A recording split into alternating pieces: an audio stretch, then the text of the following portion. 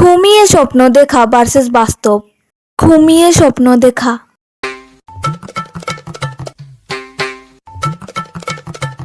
এত সুন্দর জায়গা, এবার মনে হয় মরে গেলেও শান্তি। মা, ওই দেখো স্নোফল পড়ছে। সত্যি বেঁচে থাকতে যে এত সুন্দর জায়গা দেখতে পারলাম।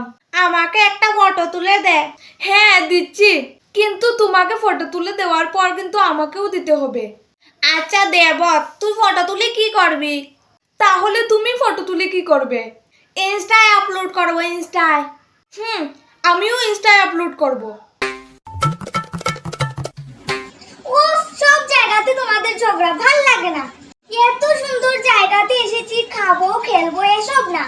তোমরা থাকো, আমি চললাম আরো একটা জায়গায়। হ্যাঁ চল। তোর বাবা যে এসেছে, একবারও তো হোটেল থেকে বের হয়ে দেখলো না বাইরেটা কেমন, এই জন্যই আমার আসতে ভালো লাগে না। মা তুমি টেনশন করো না, আমি গিয়ে বাবাকে নিয়ে আসছি। কাশ্মীর তু কন্যাকুমারী, কাশ্মীর তু কন্যাকুমারী। ছোট্ট ছোট্ট ছোট্ট জামা বেশ ছিল, গাল টিপে আদর খাওয়া বেশ ছিল। যেদিন থেকে ছোট হলো জামা, ও মামালো মামালো, যত ঝামেলা শুরু হলো। বাস্তব। মা বাবা চলো না, এত গরম পড়েছে, কাশ্মীর মানালি ঘুরে আসি। মা দিদি কিন্তু কতদিন হয়ে গেছে টিউশনে যায়নি।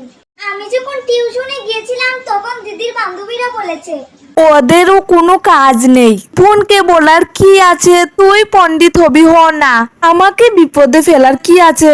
কি তুই টিউশনে যাস না, শুধু শুধু টাকা নিয়ে দিস? টাকা কি গাছে বলে নাকি শুধু পেরে পেরে নিয়ে দিবি? কি গো শুনছো, এদিকে একটু আসো। কি তোমার মেয়ে এক সপ্তাহ হলো টিউশনে যায়নি? কোনটা, ছোটটা না বড়টা? বাবা আমি দিদির মতো না। মাকে জিজ্ঞেস করো, আমি প্রতিদিন স্কুলে টিউশনে যাই। হ্যাঁ ছোটটা যায়, বড়টা যায় না। এই তুই টিউশনে যাস না কেন? বাবা মন চায় না।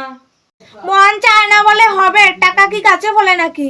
বল তুই টিউশনে যাবি নাকি যাবি না? যাব না।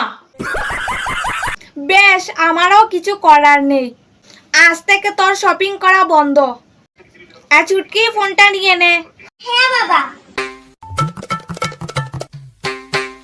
ঘর থেকে সবাই চলো, আর ঘরটা তালা দিয়ে দাও।